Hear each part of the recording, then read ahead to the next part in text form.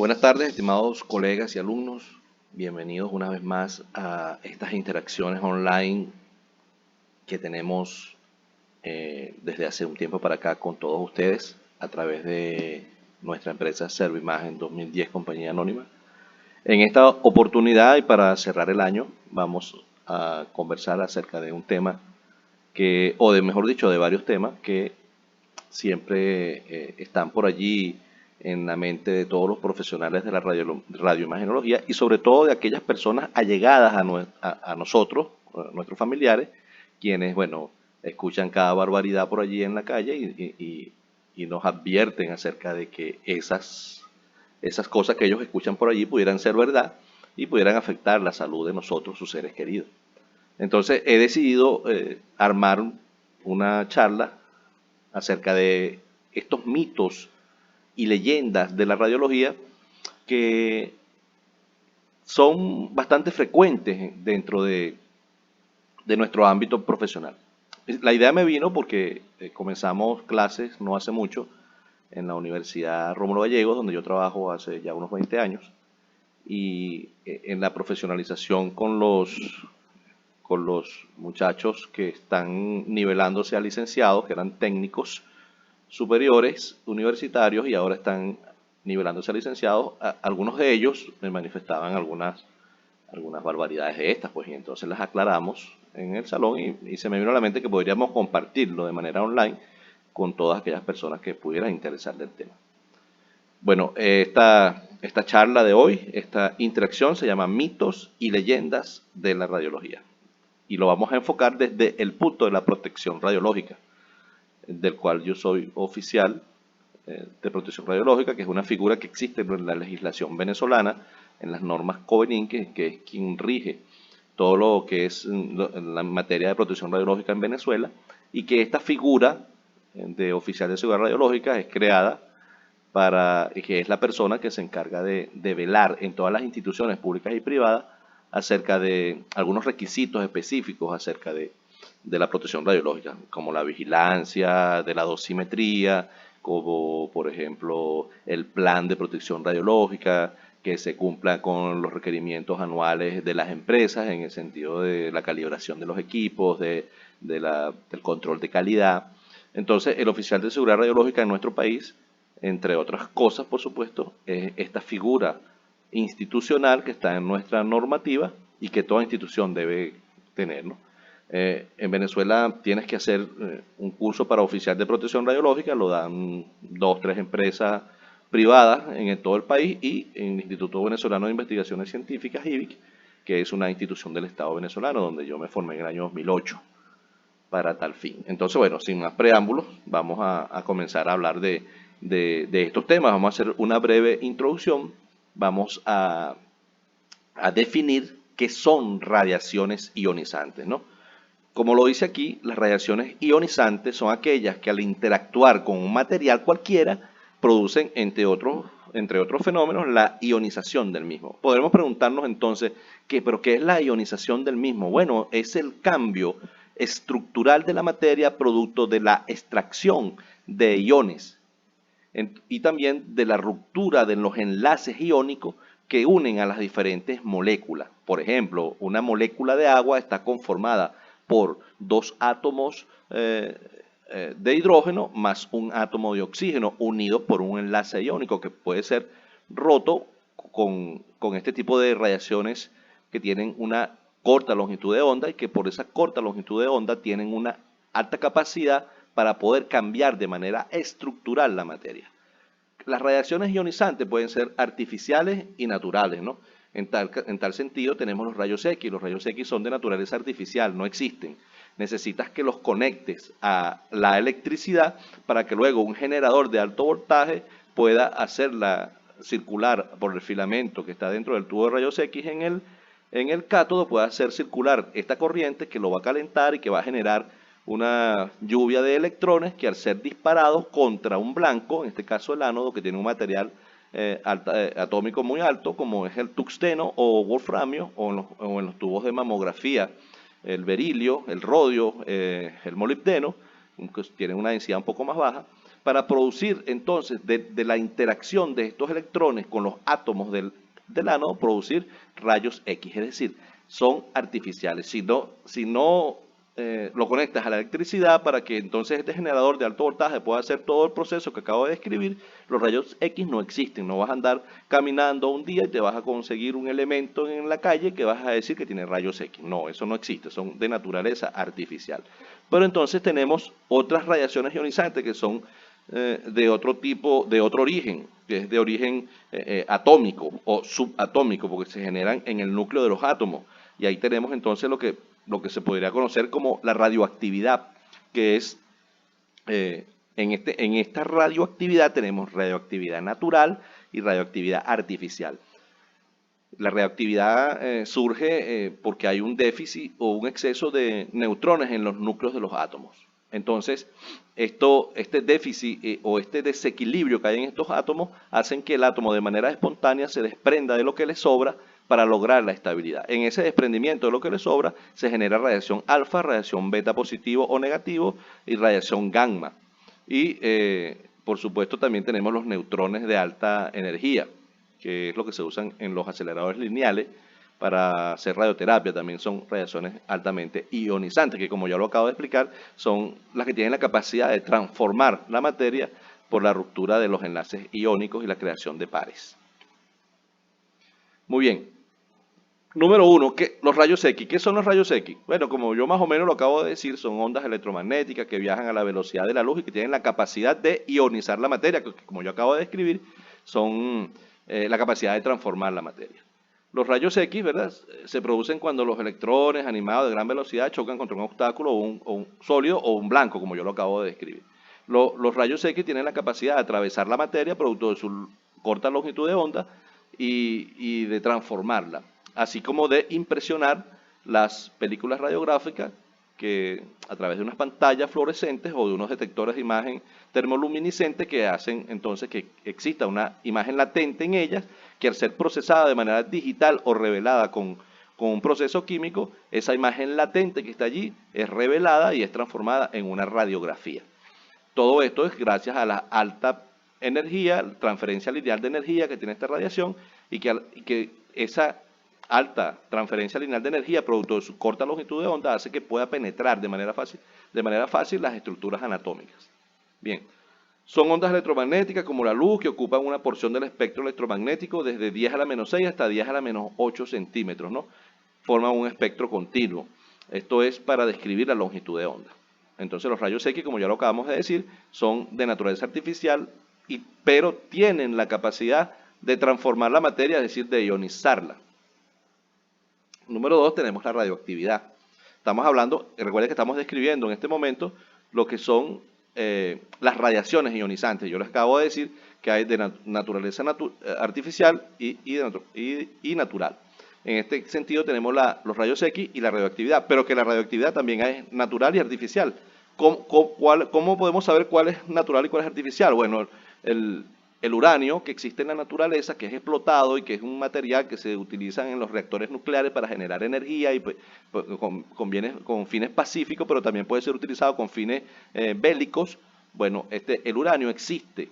No necesitas que lo conectes a ningún sitio. Tú agarras un pedazo de uranio, bueno, y la cantidad de radiación que emite puede matar a una persona fácilmente.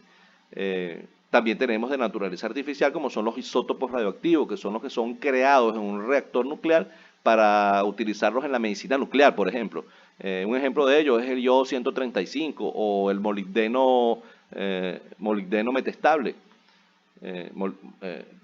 Molibdeno no, disculpe, que me quedé conectado con lo del tubo de mamografía. El tecnesio 99 metastable, que es un isótopo radioactivo utilizado en la medicina nuclear y que es de naturaleza artificial. Entonces, es para describir que la radioactividad puede ser natural porque existe en la naturaleza o puede ser creada por el hombre en los isótopos radioactivos de naturaleza artificial. La radioactividad fue descubierta por el científico francés Antoine-Henri Becquerel en el año 1896 de forma casi ocasional, al realizar investigaciones sobre la fluorescencia del sulfato doble de uranio y potasio. Es decir, estaba haciendo unos experimentos con unas sales de uranio que se conocen con el nombre de Pechblenda. descubrió que el uranio emitía espontáneamente, fíjense, espontáneamente, no necesita conectarlo en ningún sitio, por eso es radioactividad, porque hay actividad radioactiva en los núcleos de los átomos que componen este material. Entonces, ellos emitían, según ellos, una radiación misteriosa, ¿no? Esta propiedad del uranio después se vería que hay otros elementos que la poseen, de emitir radiaciones sin ser excitados previamente, como si pasa con los rayos X, y recibió el nombre de radioactividad. ¿Por qué a nosotros en este taller nos interesa la interacción de la radiación con la materia? Vamos a desarrollar unos temas sumamente interesantes acerca de los mitos y leyendas de la radiología. Pero antes de llegar a esos temas tenemos que describir qué son las radiaciones ionizantes, cuál es su naturaleza y cuáles son los posibles efectos que estas radiaciones ionizantes generan en el organismo, ¿no? En el material biológico. Entonces, nos hacemos dos interrogantes. ¿Por qué nos interesa la interacción de la radiación con la materia? ¿Acaso es porque cuando la radiación es frenada se produce una conversión a energía térmica? ¿O será porque la radiación es dañina para los sistemas biológicos y es necesario conocer cómo protegerlos de las fuentes de radiación? Es una pregunta que nos hacemos para este taller. ¿Cuál de esas dos interrogantes vamos a responder? Obviamente que la segunda, ¿no? Vamos a hablar un poco de la protección radiológica y entonces nos preguntamos nuevamente, ¿pero dónde? ¿Qué produce?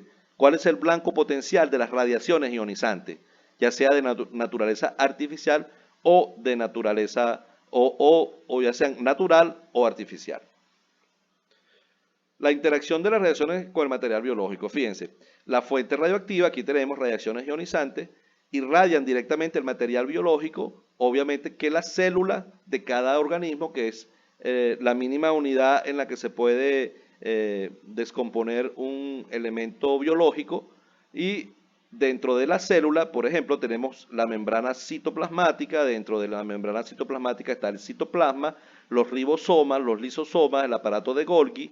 Tenemos un núcleo, dentro del núcleo hay un nucleolo, y dentro de ese núcleo se encuentran los cromosomas. Los cromosomas, a su vez, están conformados por genes, y los genes están conformados por cadenas de ADN. Es decir, que todo este material biológico está conformado de esta manera. Tenemos, por ejemplo, una zona a irradiar, el músculo. El músculo está conformado por tejido biológico, por células musculares, los miocitos. Entonces, dentro de esas células tenemos cromosomas y, por supuesto, tenemos cadenas de ADN. La radiación afecta de manera macro a la célula, pero por supuesto que de manera más interna a los cromosomas y por ende afecta las cadenas de ADN. Entonces tenemos una ionización, excitación de los átomos y moléculas, ya sea directamente por la radiación o de manera indirecta cuando se crean radicales libres. Hay alteraciones en uno de los blancos potenciales en el núcleo celular. Muy bien, ya vamos a explicarlo con más calma. Aquí tenemos una acción directa. Un fotón incide directamente en la cadena de ADN y la rompe, cambiando de manera estructural el código genético. Pero también existe una acción indirecta. Recuerden que en la membrana citoplasmática, dentro de la membrana citoplasmática está el citoplasma, y el citoplasma está compuesto generalmente por agua. Aquí tenemos entonces que, por ejemplo, el agua principalmente es H2O, pero por supuesto que este es un material acuoso que su base es agua, pero tiene otra configuración. Podemos tener entonces, por ejemplo, H2O, y puede luego, en una reparación de esta molécula, pudiera ser, por ejemplo, HO3, que este no es un agua cualquiera, sino que sería un agua oxigenada, que pudiera matar la célula y matar un grupo celular adyacente, generando entonces una neoplasia que pudiera ser de manera probable. Acuérdense que todo esto es probable, el origen del cáncer. Cuando tú muere un grupo celular que va a generar, por supuesto, una neoplasia, que es el origen del cáncer. Entonces tenemos una acción directa ¿de quién? De las radiaciones ionizantes, y tenemos una acción indirecta de las radiaciones ionizantes. Estas radiaciones ionizantes, recuérdense que viajan en forma de ondas electromagnéticas que viajan a la velocidad de la luz y que tienen la capacidad de ionizar la materia. Bien, la radiación produce distintos tipos de lesiones en el ADN, entre las que destacan las siguientes: rotura simple de cadena, rotura doble de cadena, lesión en las bases nitrogenadas, entrecruzamiento del ADN y las proteínas, daño múltiple localizado. Es decir, que la radiación actuando de manera directa o indirecta en la cadena de ADN puede hacer cualquiera de estos daños que están descritos aquí en esta lámina.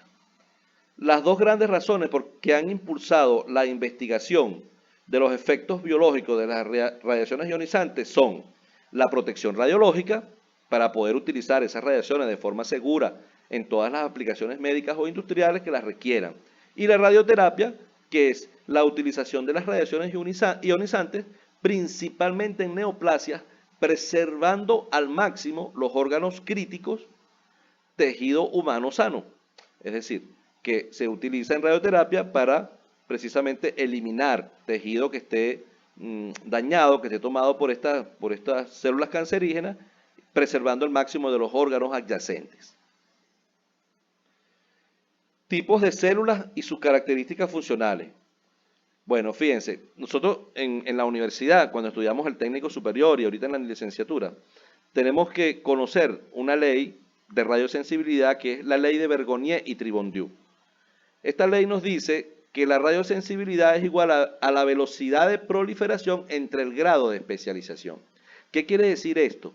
Quiere decir que cuando una célula es más inmadura, que no ha logrado la madurez total, es decir, que aún le faltan largos periodos de divisiones sucesivas para lograr la madurez, entonces en ese momento este grupo celular o esta célula es más radiosensible porque está susceptible a que las radiaciones ionizantes a través de la ruptura de las cadenas de ADN, a través del cambio estructural producto de la ionización, puede entonces inducir cambios genéticos en ella misma que pudieran ser transmitidos a las generaciones futuras. Entonces tenemos grados de radiosensibilidad distintos de acuerdo al grupo celular. Entonces, de acuerdo a lo que acabo yo de explicar, unas que son altamente radiosensibles son los linfocitos en la sangre. Los linfocitos están en constante división hasta llegar a la diferenciación. Por lo tanto, son muy radiosensibles. Las células inmaduras de la médula ósea, el epitelio intestinal, son altamente radiosensibles. Considerablemente radiosensible el cristalino, la opacidad cristalino o catarata, producto de una radiación constante o una radiación aguda directamente en el globo ocular. Paredes estomacales, el esófago, la boca y la piel. Una radiosensibilidad intermedia, el hígado, el riñón, los pulmones y la tiroides. Y una baja radiosensibilidad, los eritrocitos, el músculo, las células óseas y nerviosas. Es decir, son más resistentes a las radiaciones ionizantes. Por lo tanto, ellas tienen una radiosensibilidad baja. Bien, vamos a continuar y vamos a ver entonces cuál es el resultado después de la exposición de las radiaciones ionizantes en la célula. Tenemos un daño al ADN, porque la radiación llegó aquí, al ADN, y ocasionó un daño. ¿Qué puede suceder? Pueden suceder tres fenómenos, pueden suceder tres cosas. Que el daño sea reparado. La célula, aunque fue dañada, se reparó y ella entonces queda normal. Es decir, que no va a haber ningún cambio a pesar de que fue irradiada y hubo algún cambio momentáneo, ella al repararse quedó bien. Puede suceder que haya muerte celular, es decir, que la radiación sea tan alta que la célula muera. O que incluso, como lo expliqué en las láminas anteriores, puede haber radiolisis del agua, que es cuando de manera indirecta hay un cambio estructural en el citoplasma que puede ocasionar la muerte de un grupo celular subyacente, dando origen al cáncer, ¿no?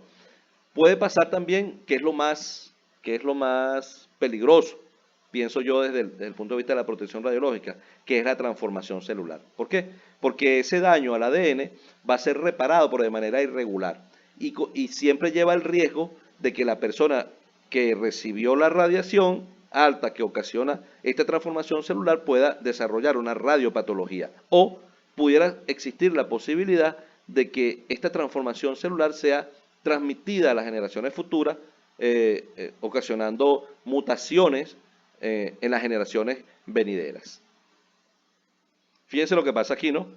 Es irradiado, esto que ustedes ven aquí es una radiación ionizante en forma de onda, irradia una célula madre que luego en sus divisiones sucesivas hay una reparación normal y la célula madre es irradiada y las células hijas tienen un reparo normal, no manifiestan ningún cambio. Hay una muerte celular, como ya les expliqué, que es otra de las posibilidades, y aquí, que es la más preocupante, sería la de la irradiación del grupo celular o de la célula, que pudiera tener un reparo imperfecto que es transmitido a las generaciones futuras, porque recuerden que esta célula madre se divide en dos células hijas idénticas, carga genética, pero cuando el reparo es imperfecto, esa imperfección entonces van en la carga genética de estas dos células hijas.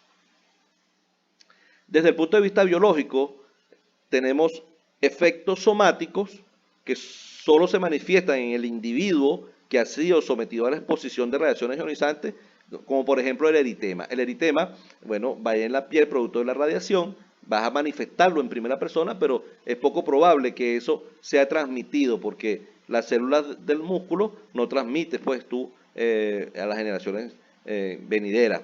Efecto hereditario no se manifiesta en el individuo que ha sido expuesto a la radiación, sino en su descendencia, ya que lesionan células germinales del individuo expuesto, por ejemplo las mutaciones genéticas, como yo les explicaba. Pero claro, eso es cuando te irradias directamente en las gónadas, en las células germinales, es decir, en el hombre en los espermatozoides y en las mujeres en los óvulos, que luego de ser fecundados con alguna variación genética producto de las radiaciones ionizantes, bueno, la descendencia pueda tener algún cambio entonces en su código genético. Tipos de efectos de las radiaciones sobre los seres vivos, ¿no? Tenemos desde el punto según el tiempo de aparición, tenemos los precoces que aparecen en minutos, horas, después de haberse expuesto a la radiación, como por ejemplo el eritema cutáneo o las náuseas. Esto por supuesto que estamos hablando de exposiciones agudas, por ejemplo los accidentes nucleares que han existido en los reactores nucleares, en los países donde se utilizan para generar energía, como por ejemplo en el maremoto que hubo en Fukushima, en Japón, el accidente nuclear que hubo en Chernóbil, en Ucrania, cuando Estados Unidos lanzó la bomba contra Japón, las dos bombas en Hiroshima y Nagasaki. Bueno, ahí aparecieron efectos precoces de inmediato a las personas expuestas de manera aguda. ¿Correcto? Entonces también existen, según el tiempo de aparición, los tardíos. Estos aparecen meses, años después de la exposición. Por ejemplo, cáncer radioinducido, como ya lo explicamos, que pudiera originarse. La radiodermitis crónica no se cura, producto de que siempre está allí, estas células han cambiado, y las mutaciones genéticas, ¿no? Bien, entonces tenemos entonces estos tipos de efectos a nivel celular, ¿no? Resultados después de la exposición a la célula. Como ya lo dijimos, muerte celular, transformación celular. Y en el embrión pueden suceder ambos. Entonces, fíjate, cuando hay muerte celular, ese efecto es determinista, es somático, clínicamente atribuido al individuo expuesto. Necesitas unas dosis muy altas para que el efecto sea determinista, es decir, superar un límite de dosis, un umbral de dosis, para que entonces pudiera aparecer estos efectos deterministas. Tenemos los efectos estocásticos, que son somáticos y hereditarios, es decir, pudiera manifestarlo la persona en primera persona o puede transmitirlo a las generaciones futuras.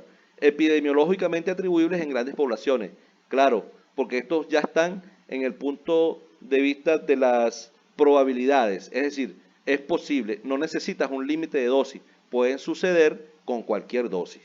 Y tenemos, por supuesto, en el embrión ambos, en los prenatales, que son somáticos, pero también son hereditarios, porque si irradias a una mujer embarazada entre los primeros 3 meses, donde el grupo celular está formando órganos y está, para la nueva vida, pudieras tú inducir algún cambio allí en la formación de estos órganos, que pudiera entonces manifestarse, y pueden ser, como lo explica aquí, somáticos y hereditarios. Se expresan en el feto, en el nacido o en su descendencia.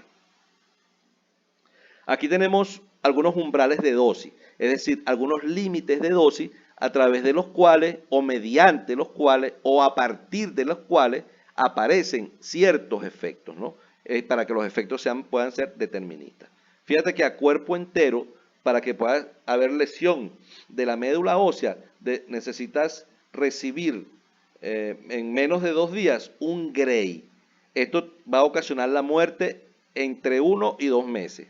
Para que exista el eritema en piel, necesitas una dosis de estrés Gray y eso te aparece entre 1 y 3 semanas. En tiroides, para que exista el hipotiroidismo, la dosis umbral es de 5 Gray y esto va entre 1 y varios años. Opacidad cristalino, 2 Gray, te ocasiona una catarata entre 6 meses y varios años. Y a nivel de las gónadas, necesitas 3 Gray para que haya esterilidad definitiva. Pero cuando estamos hablando de 3 Gray, estamos hablando de grandes exposiciones. En la radiología convencional, en el radiodiagnóstico, nunca alcanzamos estos niveles de dosis, ¿no? Y en la esterilidad definitiva te aparece en semanas.